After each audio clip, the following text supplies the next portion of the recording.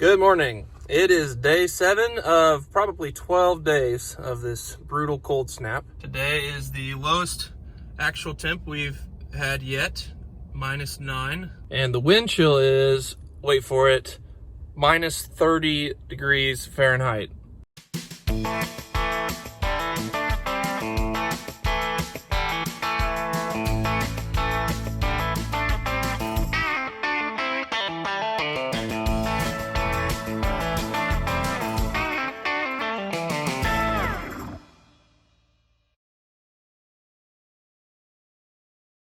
This is the coldest wind chill it has been in Kansas for as long as I can remember. I'm 30. I do not remember a -30 wind chill. So here we are, and we're going to try to get the tractors started, up and running, and get going this morning. Hopefully nothing goes wrong. Nathan is actually heading over here to help after having a baby a couple days ago, but he's ready to work again. And when Kendal had his baby back in August, it was like really hard timing because we were right in the middle of chopping corn silage and we needed him, and he was able to come help right away, which was hard on all of us, but we got everything done. Thankfully Nathan had his baby a little less busy time, but it's a very intense time. This is the coldest day of recent memory. So it's currently 12:30 p.m. We just finished chores. We had the hydraulics freeze up on one of the tractors and then the fuel gel up on the other, and it took a long time to get those problems solved, and a lot of diesel fuel on my hands, and Nathan was helping me, and we had a heater running in the shed to try to warm up the hydraulics. But we finally got the cattle fed, and they aren't all at the bunk anymore because it's been probably an hour since.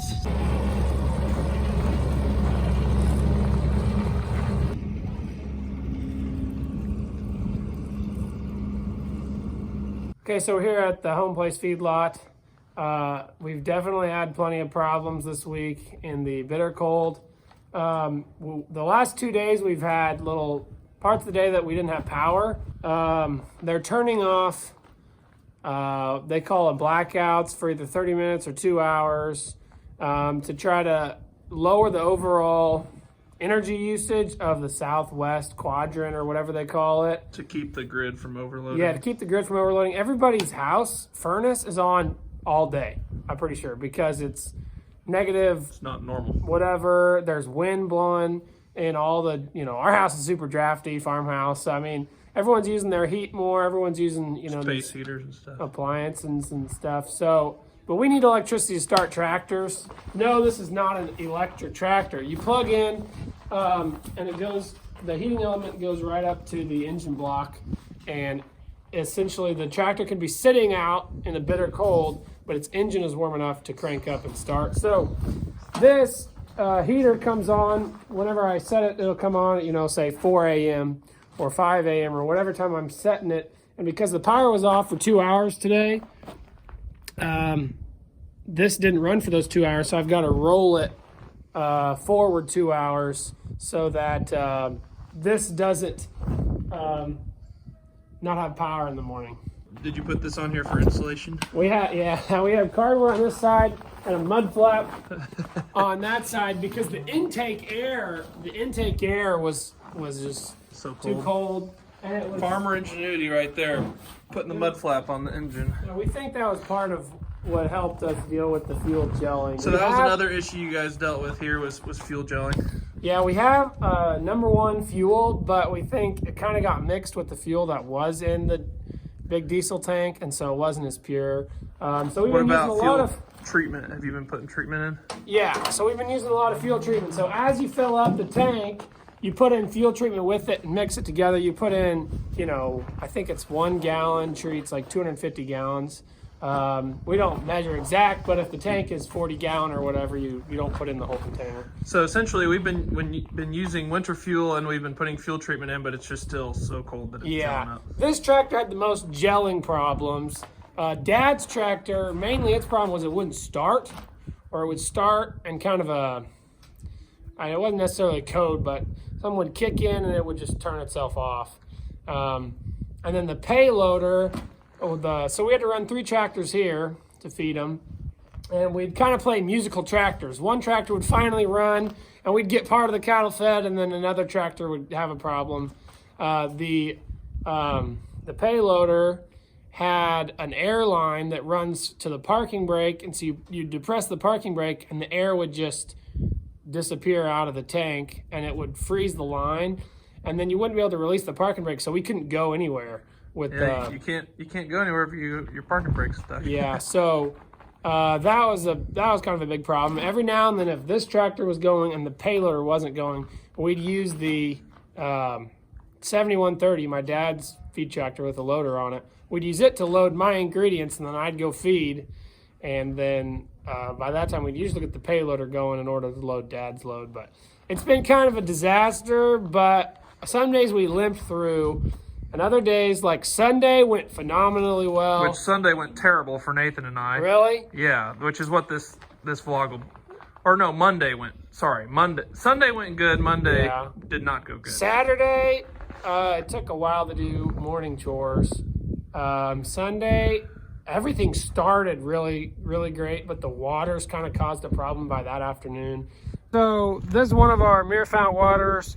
They push these out of the way, and then they can reach and drink the water. And they're supposed to be pretty insulated, but when it's this cold, it struggled. So what we did was we come up with this top, pour some hot water on it to crack the ice, pull that top piece out to access the floats they hang here. So when the water level rises, the floats turn off the pressure. So every one of these mirror fount waters, they water 2 pins. So this one waters 8B and pin 9.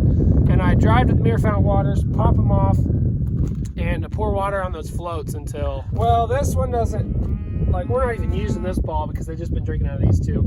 There's the newer one that we put in over there. It handled it a lot better because the pressure pushed the... So how many of these waters have heaters in them? Well, the mirror founts don't have heaters. But they're supposed to be frost-free. They kind of rely on keeping that cold air out. And so we have, like my pin 6 and 7 water, it worked great until Sunday. So all I had to do was kick that ball. If it had frozen to the top, all I had to do was kick that ball, and then the cows could get access to water again. It wasn't until Sunday that the actual valve froze. Yeah. I would say the mirror founts do pretty good until 0, or unless like 10 degrees and really windy. Yeah. I also read some discussions on like Facebook places. People were discussing Ritchie waters versus heated waters versus mirror founts and all sorts of brands. Oh, Cobet was another brand. And there's some consistency. Some people really love one brand and really don't like another. And so there's no one brand that I think is just this way better water. As far as cattle health, the cattle line up at the feed bunks pretty well when it's this cold because they are hungry. They want to get something in their rumen, so that helps them warm up.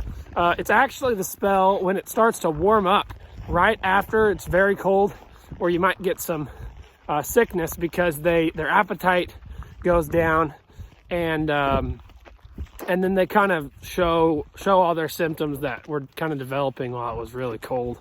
And so we've had to pull a few sick ones from pens, but for the most part, they've been lining up and eating. Well, we made it through the worst day. Tomorrow morning's still supposed to be bad, but then it's gonna get up to 13 degrees, I think they said. So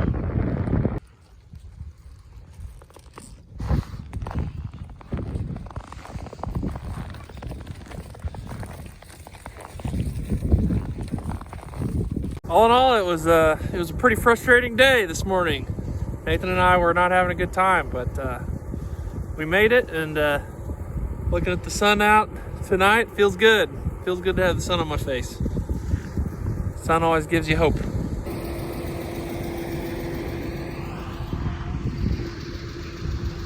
All right, today is Tuesday. Today is the coldest morning. It is negative 10 degrees this morning, but the sun is shining.